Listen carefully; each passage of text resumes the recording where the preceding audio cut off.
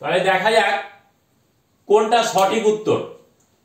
আমরা তো জানি যে কোনো একটি সংখ্যার মধ্যে অঙ্ক থাকে, তাহলে অঙ্ক দিয়েই সংখ্যা গঠিত হয়, কিন্তু অনেকগুলো অঙ্ক অনেকগুলো সংখ্যা।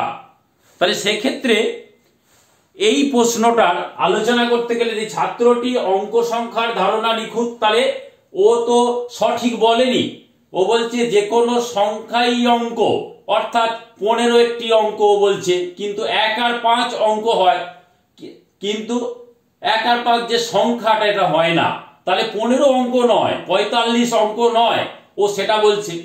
আবার বলছে যে কোনো অঙ্কই সংখ্যা, অর্থাৎ সমস্ত অঙ্ককেই সংখ্যা বলা যায়, সেটা সঠিক না, অর্থাৎ ছাত্রটির অঙ্ক শিক্ষা লাভ ঘটেনি, এইটা হবে সঠিক উত্তর। আচ্ছা, এই বেসের উপরে 2 নম্বর প্রশ্নে যাব। নেক্সট,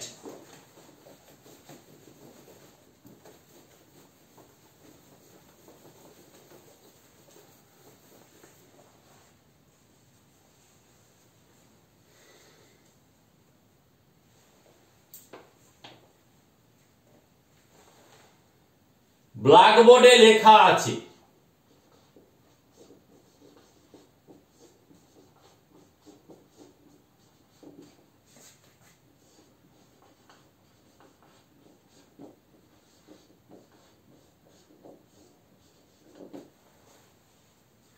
(431) ব্ল্যাকবোর্ডে লেখা আছে 431।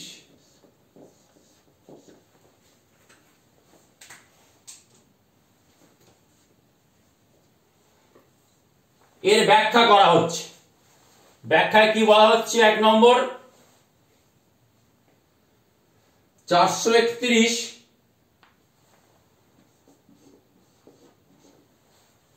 একটি অঙ্ক,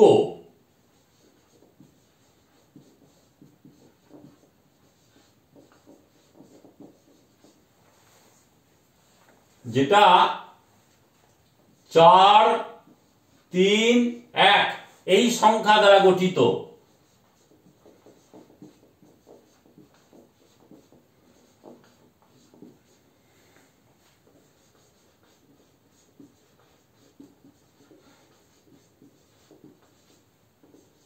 দু নম্বর কি বলা হচ্ছে? 431 একটি সংখ্যা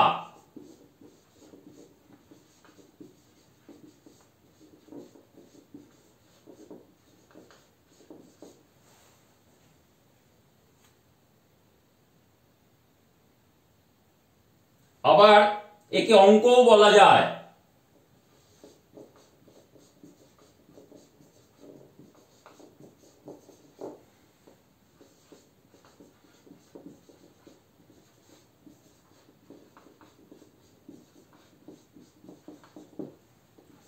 তারপরে কি বলা হচ্ছে? 431 একটি 3 অঙ্কের সংখ্যা,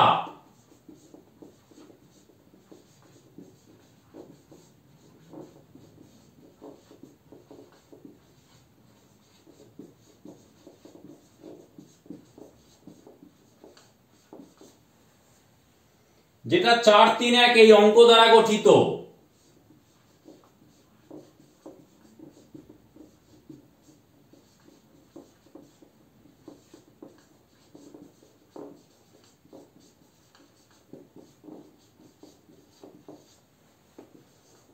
তারপর কি বলা হচ্ছে? 4, 3, 1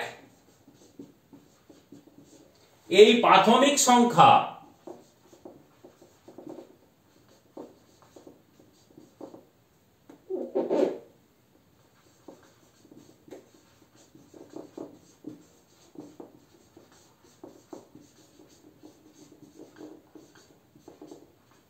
দ্বারা 431 সংখ্যাটি গঠিত।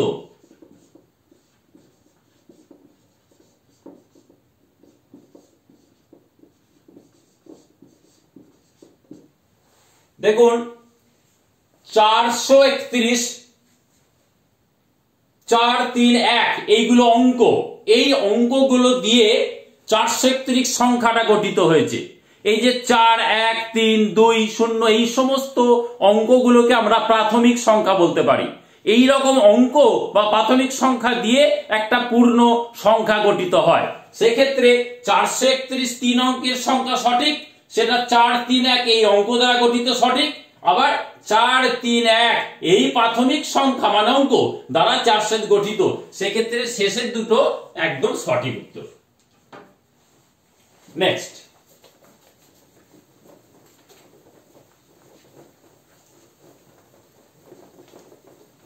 পরের প্রশ্ন,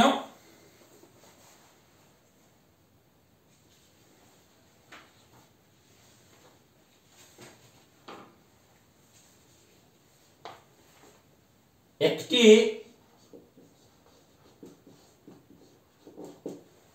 জ্যামিতিক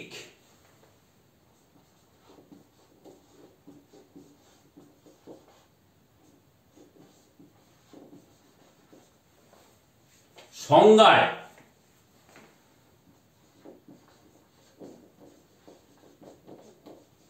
বলা আছে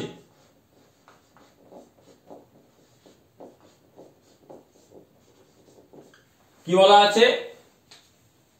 কোন চতুর্ভুজের বাহুগুলি সমান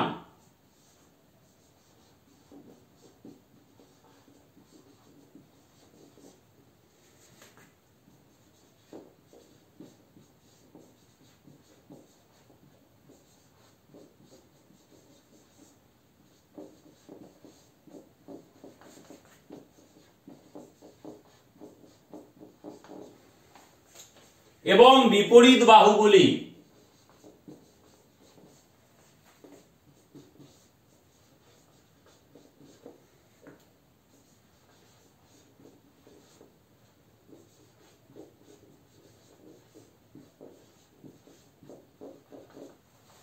সমান্তরাল তাকে বর্গক্ষেত্র বলে।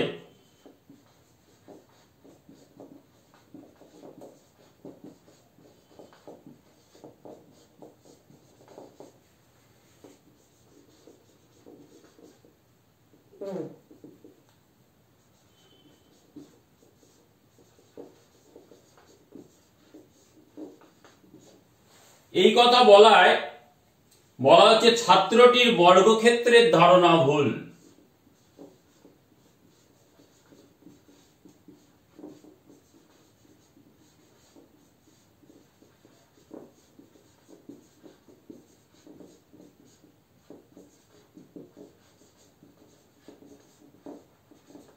তারপরে কি বলা হচ্ছে?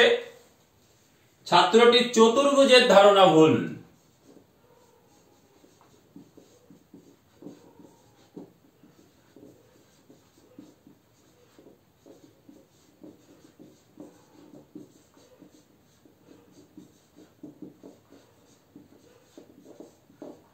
তারপরে কি বলা হচ্ছে? ছাত্রটি জ্যামিতিক পড়ার উপযুক্ত না।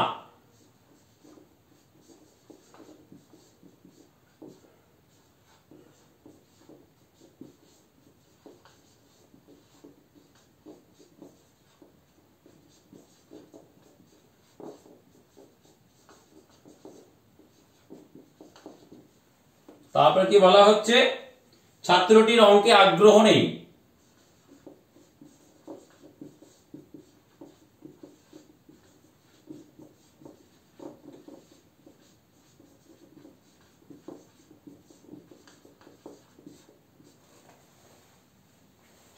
পেডাগোগিতে কোন ছাত্রকে নিরুৎসাহিত করা, কারুর পড়াশোনায় আগ্রহ উপযুক্ত সব কথা বলা যায় না।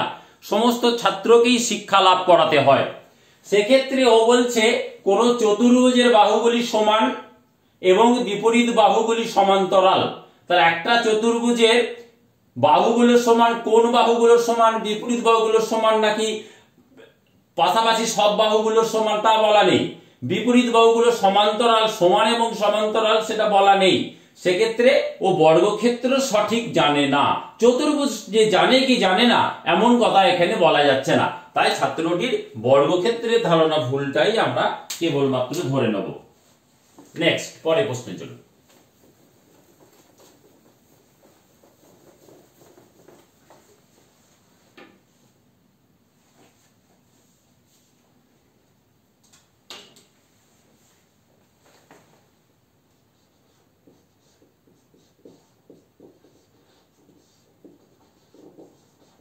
গণিতের মূল্যায়নের জন্য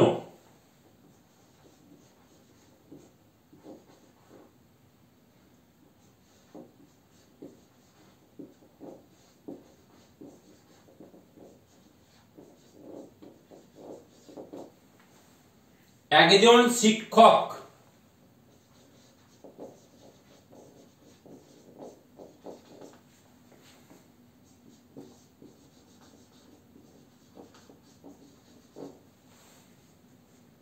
বা শিক্ষিকা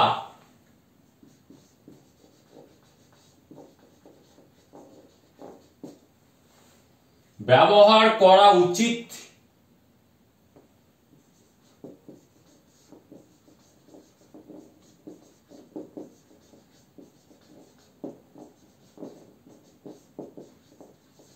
কি ব্যবহার করা উচিত সেইগুলো অপশানে যাচ্ছে। রচনাধর্মী প্রশ্ন,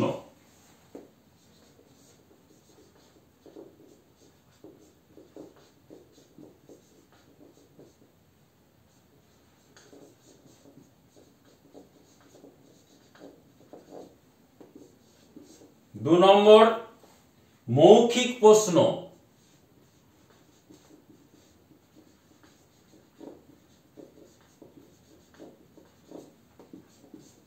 তিন নম্বর নৈবত্তিক প্রশ্ন,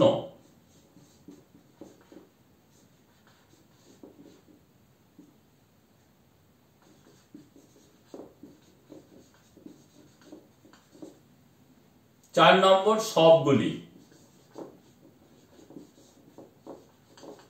তাহলে মূল্যায়নের জন্য কেবলমাত্র মৌখিক বা কেবলমাত্র রচনাধর্মী প্রশ্ন করলে একটা ছাত্র কতটুকু সম্পূর্ণ শিক্ষা লাভ করেছে সেটা জানা যায় না। সেক্ষেত্রে আমাদের একটা ছাত্রর জ্ঞান লাভ সম্পূর্ণ হলো কিনা জানার জন্য মূল্যায়ন করতে হবে। আর সেই মূল্যায়ন করতে গেলে তার যদি রচনাধর্মী প্রশ্ন সম্পূর্ণ জ্ঞান লাভ কমপ্লিট হয় এবং সে যদি প্রতিটা মৌখিক প্রশ্ন খুব ভালো করে দিতে পারে এবং নৈবত্তিক প্রশ্নগুলো সে যদি সম্পূর্ণ জানে, তিনটে যদি সে পুরোপুরি জানে, তবে আমরা বুঝতে পারবো ছাত্রটি জ্ঞান লাভ সম্পূর্ণ। অর্থাৎ এক্ষেত্রে সবগুলি, এইটাই হচ্ছে সঠিক। চলুন পরের প্রশ্ন।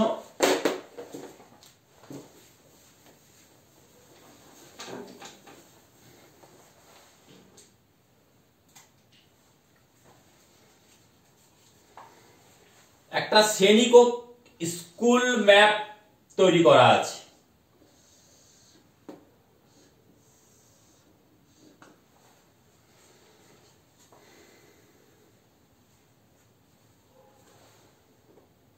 মধ্যখান দিয়ে রাস্তা আছে। এটা মূল প্রবেশ পথ, এটা এন্ট্রি পথ।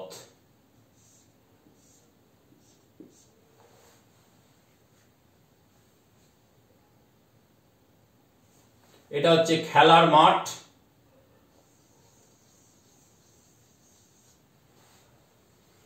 তারপরে কতগুলো রুম।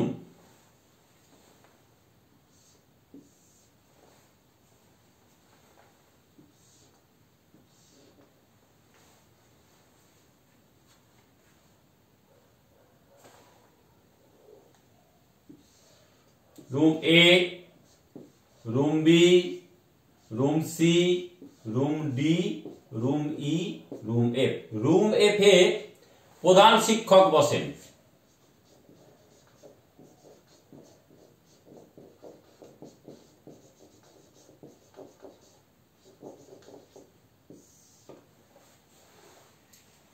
প্রশ্ন হচ্ছে কোন ঘরে ক্লাস 5 কে রাখা উচিত হবে?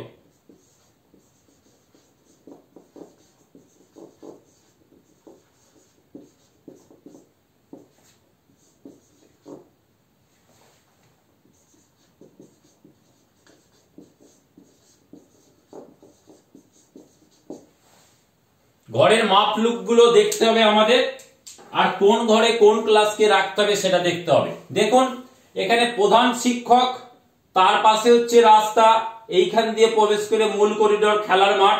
খেলার মাঠের হইচই এই রাস্তার মধ্যে প্রবেশ করবে না, এইখান দিয়ে প্রধান শিক্ষক, তারপরে কতগুলো ঘর আছে।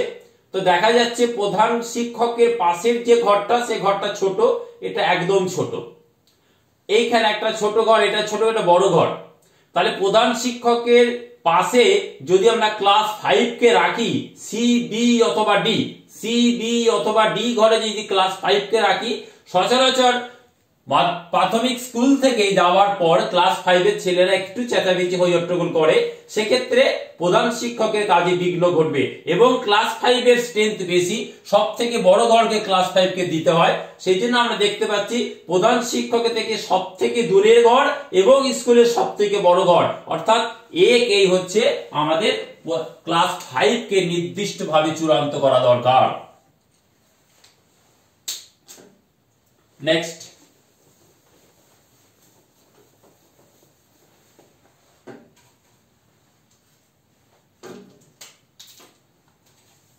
পরের প্রশ্ন, একজন গণিত শিক্ষক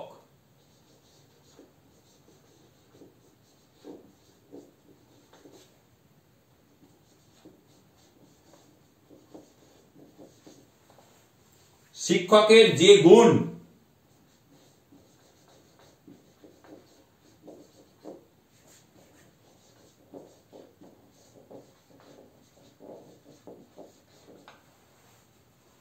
অপরিহার্য,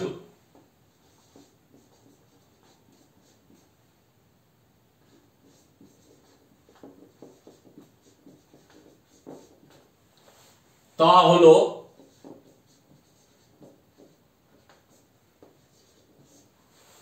ব্যক্তিত্ব, তার পার্সোনালিটি। 2, বিষয়বস্তু সম্বন্ধে ধারণা।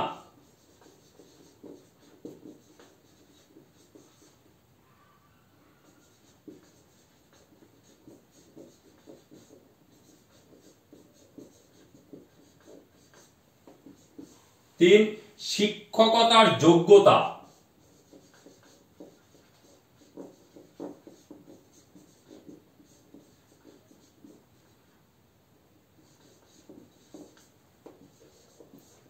'সবগুলি। খুব সহজ প্রশ্ন, বুঝতে পারছেন। পার্সোনালিটি থাকার দরকার, সব ছাত্ররা যখন তাকে খুব ভালো করে মানে এবং ভালোবাসে, বিষয়বস্তু যেটা তিনি পড়াবেন সেই সম্পর্কে তার সম্যক ধারণা, জ্ঞান লাভ কমপ্লিট হওয়া দরকার তার নিজের, আর তার শিক্ষকতার যোগ্যতা থাকা দরকার। এই সবগুলো থাকলে তখন আমরা তাকে একজন পরিপূর্ণ আইডিয়াল টিচার বলতে পারি। নেক্সট, পরের প্রশ্ন চলুন।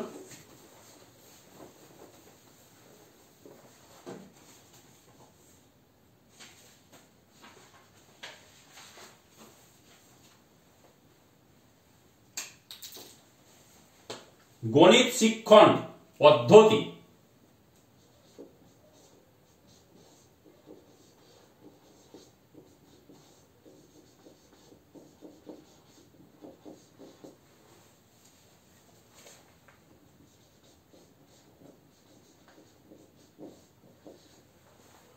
ক্ষেত্রে একটি স্বাধীন চলক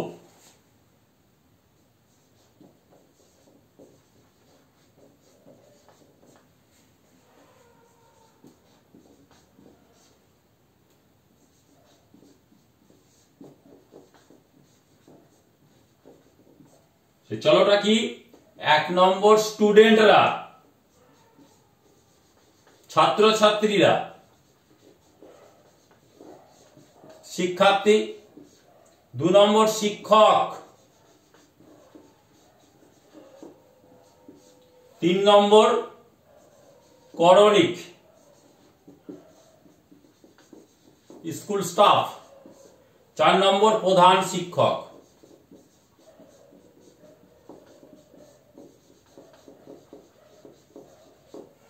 দেখা যাক, প্রথম হচ্ছে শিক্ষার্থী, তিনি স্কুলে পড়তে পারেন বা না পারেন।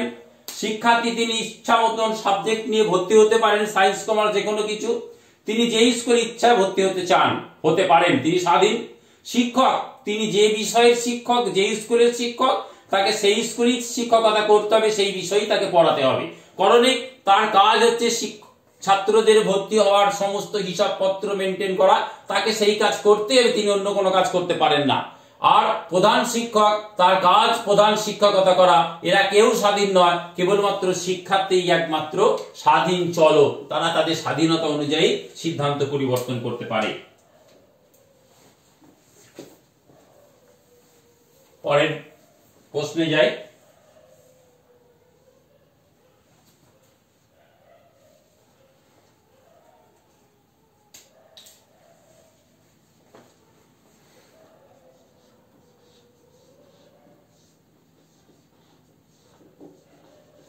সব থেকে গুরুত্বপূর্ণ উপকরণ কোনটি?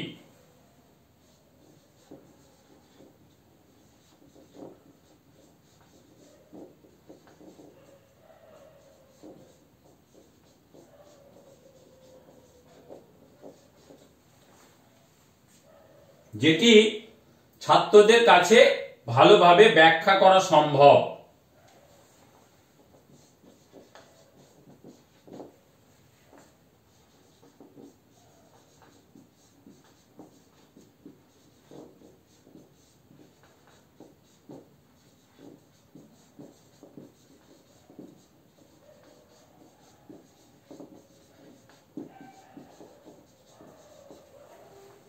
যার দ্বারা ধার, দৈর্ঘ্য মাপা, সমতল এসব বোঝানো যাবে। ধার, দৈর্ঘ্য বা সমতল বোঝানো যাবে।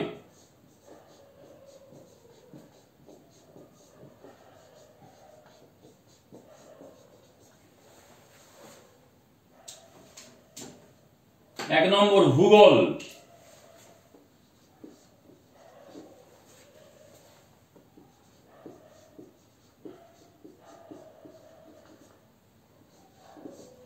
দু নম্বর ত্রিমাত্রিক কঠিন বস্তু, 3 ডাইমেনশন।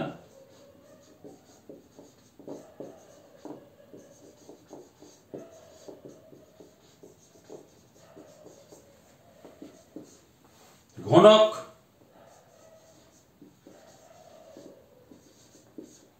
বা ব্ল্যাকবোর্ড।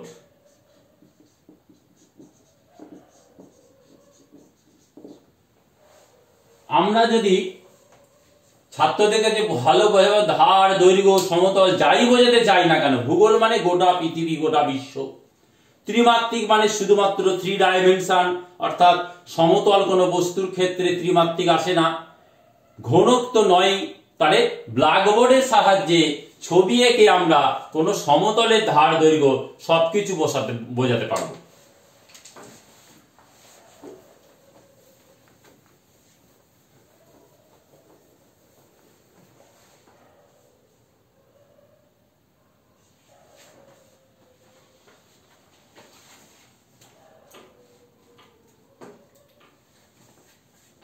গণিত শিক্ষণের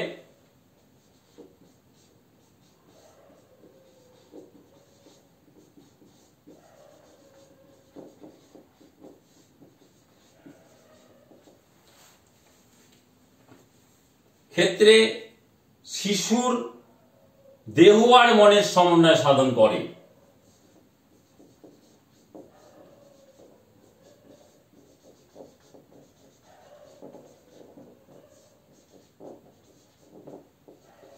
দেহ এবং মনের মধ্যে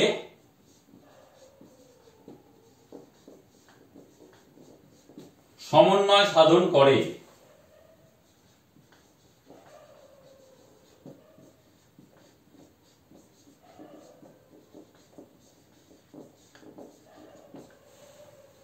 কি সেগুলো? চিন্তা শক্তি,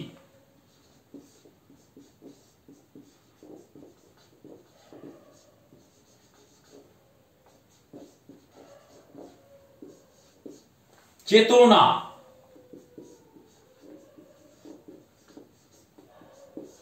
মস্তিষ্ক,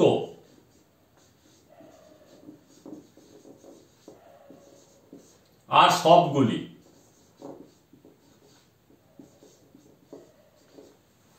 চিন্তা শক্তির সঙ্গে মনের দেহর সম্পর্ক নেই, চেতনার সঙ্গে দেহর মনের সম্পর্ক নেই, কিন্তু আমাদের মস্তিষ্ক শিশুর দেহ মনের মধ্যে সমন্বয় সাধন করে। আমাদের ব্রেইন বা নার্ভাস সিস্টেমের মধ্যে দিয়েই দেহর সাথে মনের সম্পর্ক গড়ে ওঠে, যেটা মূল ধারণ করে মস্তিষ্ক।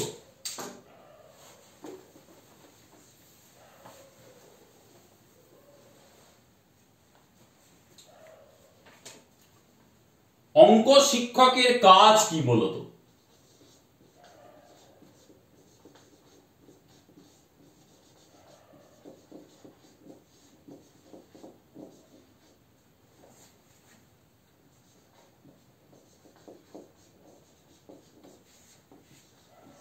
এক, তিনি কি কেবল শিক্ষাদান করেন?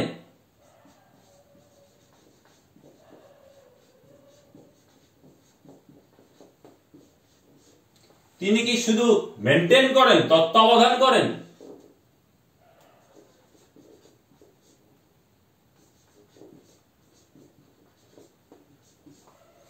তিনি কি বিভাগীয় কাজগুলো করেন?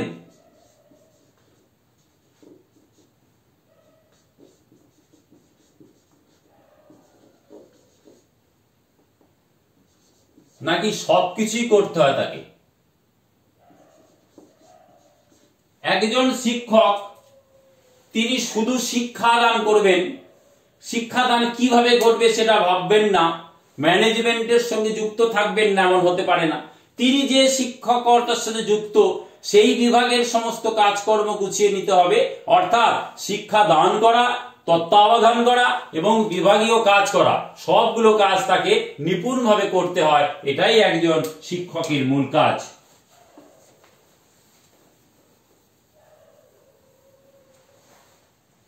এবার আমরা যাই, অঙ্ক কি?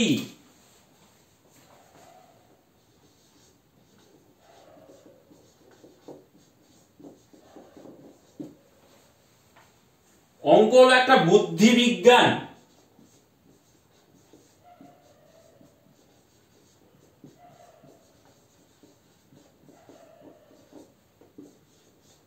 অঙ্ক হলো শুধু সংখ্যা বিজ্ঞান।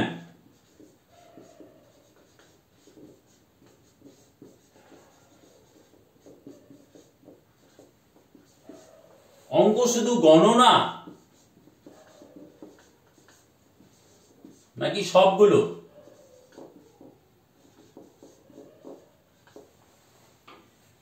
কেবলমাত্র জ্ঞান বুদ্ধি বিজ্ঞান এইটা দিয়ে অঙ্ক করে উঠতে পারে না, শুধু গণনা এটা দিয়েও কোনোদিন অঙ্ক করে উঠতে পারে না।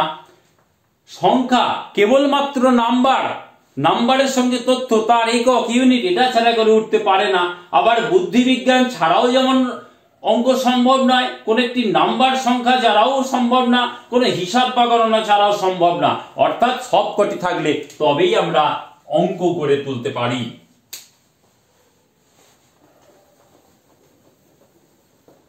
পরের প্রশ্ন, গণিত কি?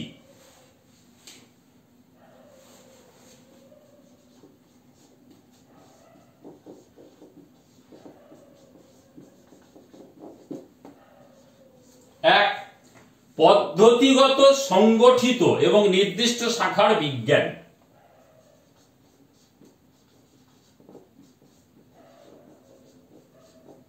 একটা নির্দিষ্ট প্রসেস, পদ্ধতি, তাকে সংগঠিত করা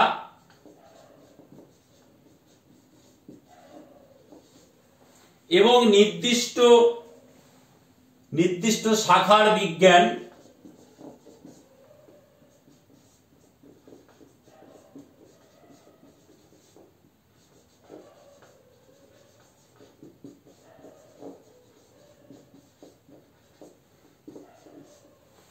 কেবল গণনা,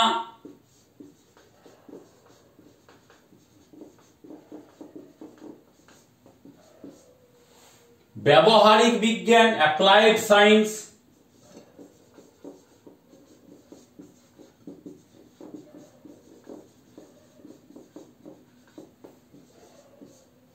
কেবল সংখ্যার বিষয়।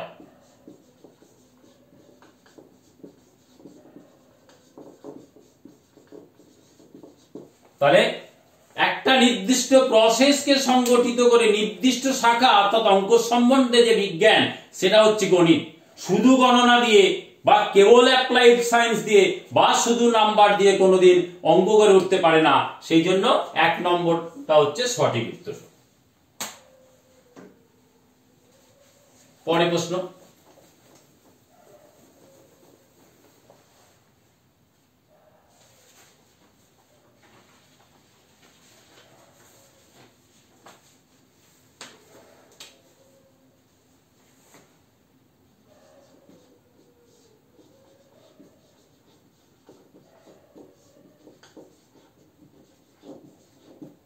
ইলেকট্রনের ভর দেওয়া আছে 9.1 10⁻³ কেজি। গ্যাসের অণুর বেগ দেওয়া আছে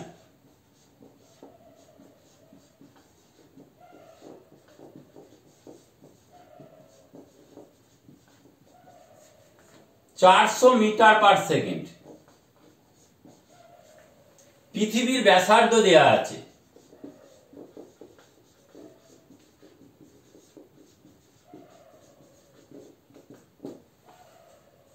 6400 কিমি।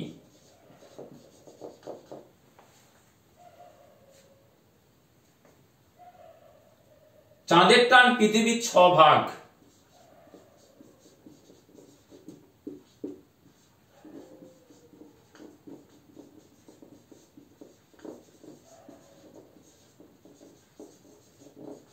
এই যে তথ্যগুলো দেয়া আছে, এই তথ্যগুলো থেকে অপশন তৈরি হচ্ছে।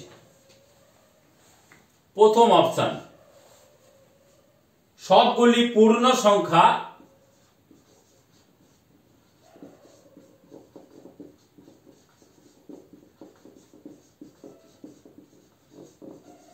নিখুঁত প্রয়োগ হয়েছে।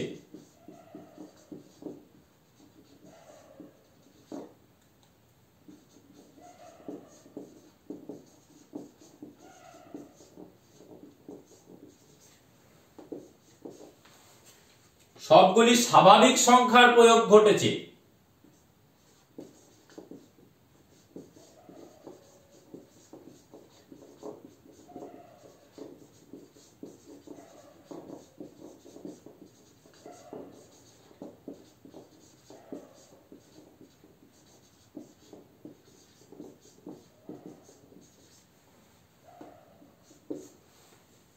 সবগুলিতে মূলদ সংখ্যার প্রয়োগ ঘটেছে।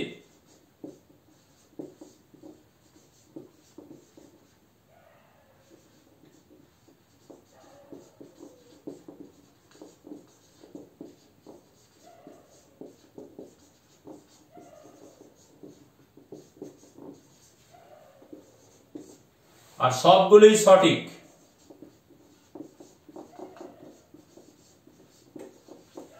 দেখা যাক, এখানে 9, 1, 10, 31 বা 6, 4, 0 এই সমস্ত ব্যবহার হয়েছে।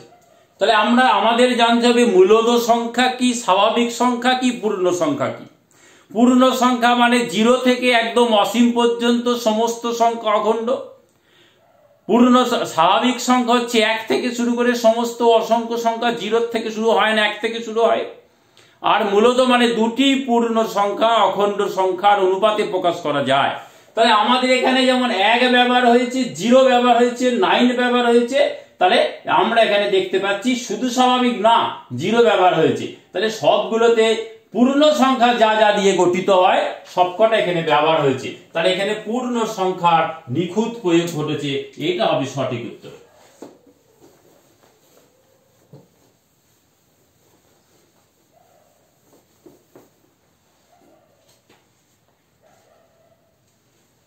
এবার যাই মূল্যায়ন কি।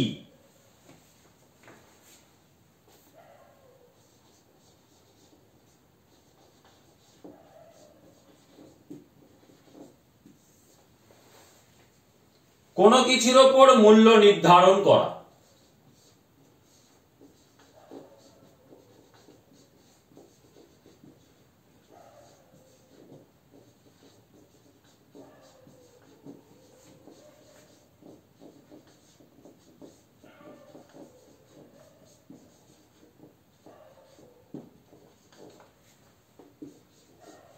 পরীক্ষার পদ্ধতি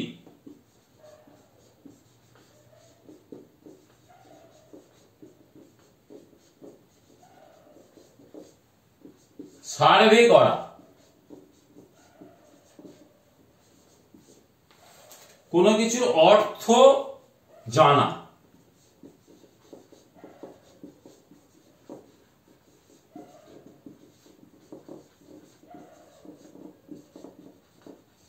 কোনো কিছুর অর্থ জানলে তো আর মূল্যায়ন হয় না, তার সম্বন্ধে নিখুঁত জানতে হয়। শুধু পরীক্ষা পদ্ধতি করলাম, তার মান নির্ণয় করলাম না, পর্যবেক্ষণ করলাম না, তাহলে মূল্যায়ন হয় না।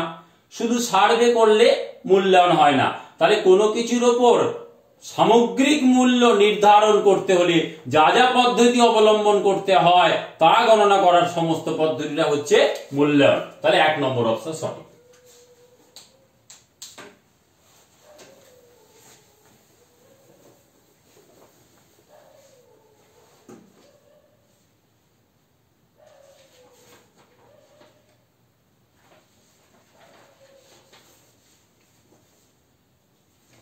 নেক্সট,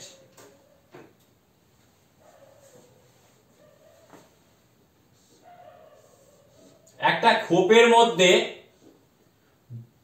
দুটো চিহ্ন আছে,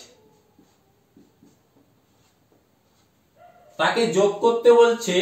আর একটা খোপের মধ্যে একই রকম 3টে চিহ্ন আছে,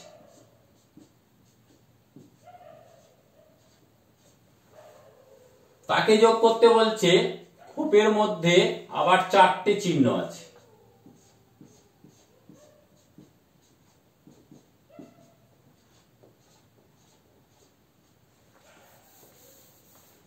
প্রশ্ন হচ্ছে এটি কি ধরনের প্রশ্ন?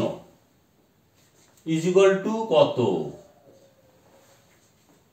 মোট তীরের সংখ্যা কত?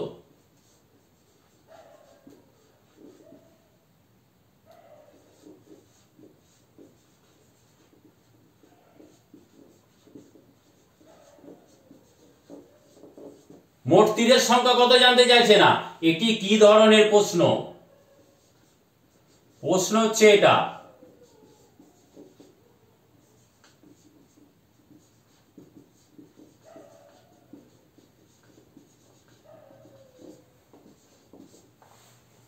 এটার দ্বারা কি আমাদের কিছু জ্ঞান লাভ হচ্ছে? তাহলে জ্ঞানমূলক।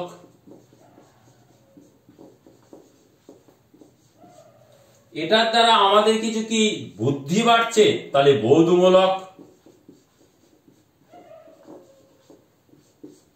এটা কি শুধু নাম্বারকে নির্দেশ করছে, শুধু সংখ্যা? তাহলে সংখ্যামূলক। এটা কি আমাদের কোনো দক্ষতাকে বাড়াচ্ছে, জ্ঞানগম্যিকে বৃদ্ধি করছে, আমাদের এবিলিটিকে বৃদ্ধি করছে? তাহলে দক্ষতামূলক।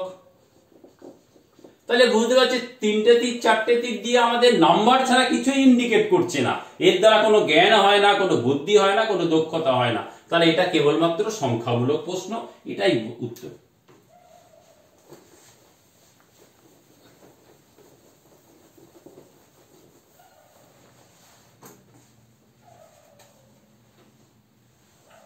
ব্ল্যাকবোর্ডে লেখা আছে 1.05।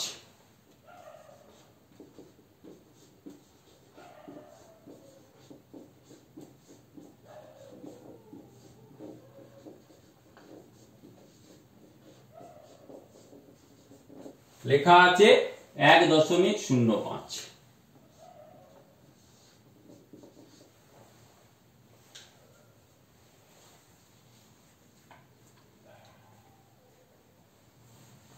একজন ছাত্র বলল,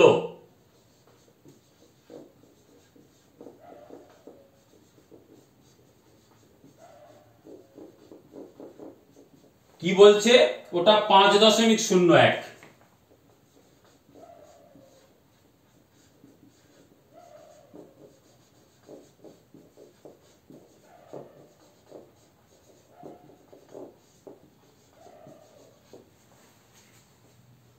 সে তো ভুল বলেছে। এটা কি ধরনের ভুল? 1 নম্বর, সংখ্যা স্মৃতিমূলক ভুল।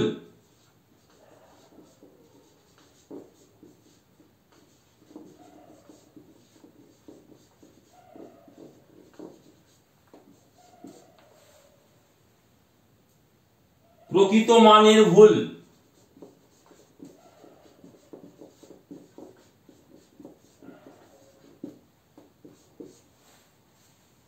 স্থানীয় মানের ভুল।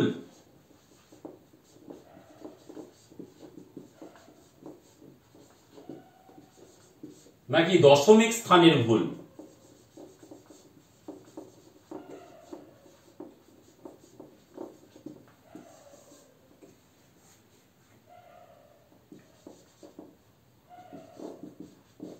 দুটি আছে, নাম্বার 1, তারপরে 0, তারপরে 5। তাহলে আমরা আমাদের জানতে হবে সংখ্যা, নাম্বার, প্রকৃত, স্থানীয়। স্থানীয় মানে হচ্ছে যে স্থানে আছে।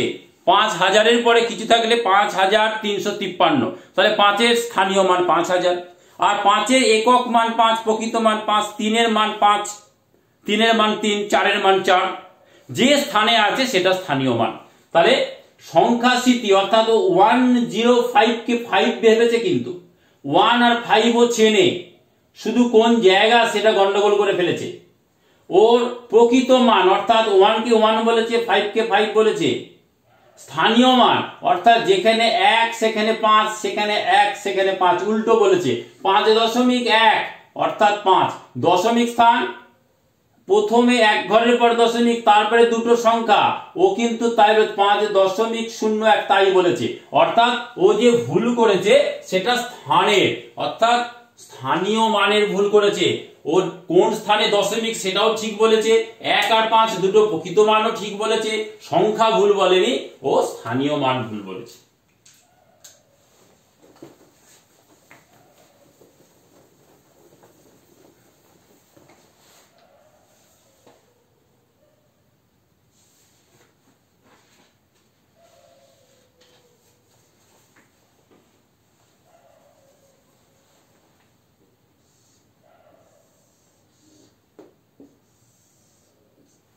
একটা আয়তক্ষেত্রকে কতগুলো ভাগে ভাগ করা হলো,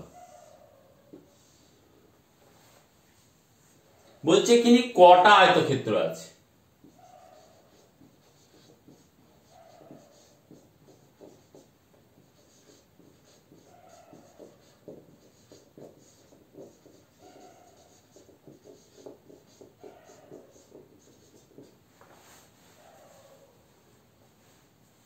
প্রশ্ন, এটি জ্ঞানমূলক,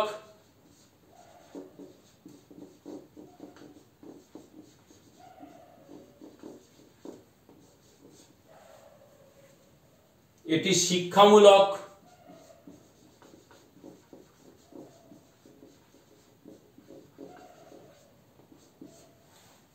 এটি সৃজনমূলক,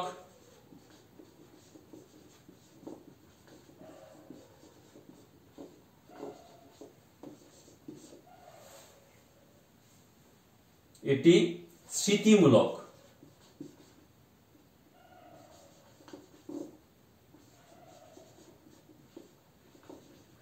দেখুন এইখানে আয়তক্ষেত্র আছে, তার মধ্যে কতগুলো বর্গক্ষেত্র আছে, কতগুলো আয়তক্ষেত্র আছে। তাহলে এখানে এই আয়তক্ষেত্র কেটে কিন্তু আমরা কতগুলো আয়তক্ষেত্র সৃষ্টি করেছি। এখানে সংখ্যার ব্যাপার নয়, আয়তক্ষেত্র ছিল একটা, তার থেকে কতগুলো বর্গক্ষেত্র, কতগুলো আয়তক্ষেত্র তৈরি করা গেছে। অর্থাৎ আমরা কিছু সৃষ্টি করছি, সৃজন। এখানে কোনো জ্ঞান নেই, নেই আছে সৃষ্টি, না আছে শিক্ষা, আর না আছে কোনো মেমোরি। অর্থাৎ এটা একটা সৃজনমূলক প্রশ্ন।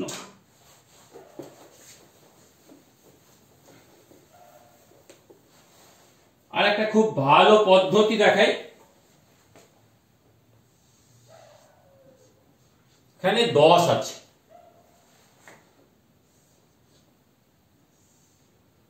আমরা একটা ছক তৈরি করছি। এই 10 থেকে 2 বিয়োগ করলে কত পাওয়া যায়? 8। 10 থেকে 2 যোগ করলে কত পাওয়া যায়? 12। 10 থেকে 3 বিয়োগ করলে কত পাওয়া যায়? 7। 10 থেকে 4 বিয়োগ করলে কত পাওয়া যায়? 6।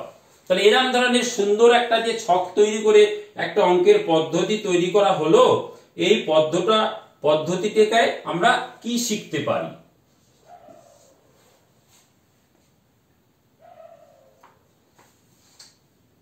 যোগ বিয়োগের মেধা কি উন্নত হবে?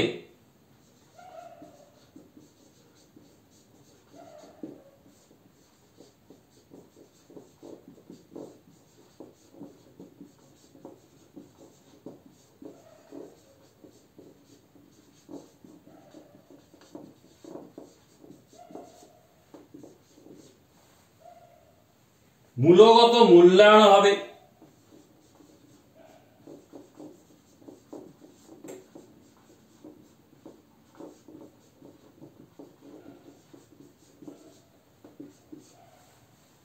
মজার সারণী দিয়ে আগ্রহ তৈরি করা যাবে।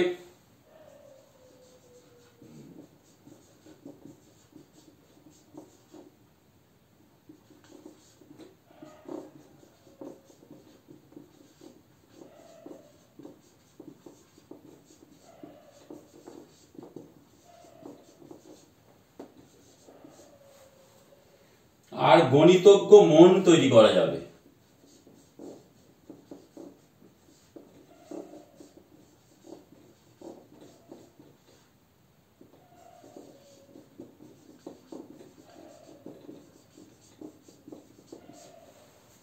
সবগুলোই মনে হচ্ছে যেন সঠিক। যোগ বিয়োগের মেধা উন্নত হবে একদম ভুল নয়। এখানে আমরা যোগ করছি বিয়োগ করছি, যোগ করছি বিয়োগ করছি, যোগ বিয়োগ যারা ভালো পারি না ভালো পারবো, এটা কিছুটা সঠিক। মূলগত মূল্যায়ন এর সাহায্যে কোন ছেলেটা কত শিখলো তা আমরা পরীক্ষা করছি না, সেক্ষেত্রে মূলগত মূল্যায়ন হবে না। এটা একটা মজার সারণী নয়, একটা ছক, সেটা দিয়ে আগ্রহ তৈরি করা যাবে ঠিক, কিন্তু পুরোপুরি যেন সঠিক না। কিন্তু এরম ধরনের একটা মজার পদ্ধতির মধ্যে দিয়ে যারা অঙ্কের ক্ষেত্রে ভীতি আছে, যারা অঙ্ক ভালো বোঝে না, তারা খুব সুন্দর অঙ্ক বুঝতে পারবে বা অঙ্ক সম্বন্ধে তাদের একটা ভালো ধারণা তৈরি হবে, অর্থাৎ এক্ষেত্রে একটা ভালো গণিতজ্ঞ মন তৈরি করা যাবে। এই হলো পেডাগোগির সমস্ত কিছু আলোচনা। এই ধরনের স্বাভাবিক অঙ্ককে জানলে পেডাগোগির সব উত্তর আপনার পরীক্ষা হলে সমস্তটা করতে পারবেন। ভালো থাকবেন, চ্যানেলটিকে সাবস্ক্রাইব করুন আর ভিডিওগুলো দেখুন।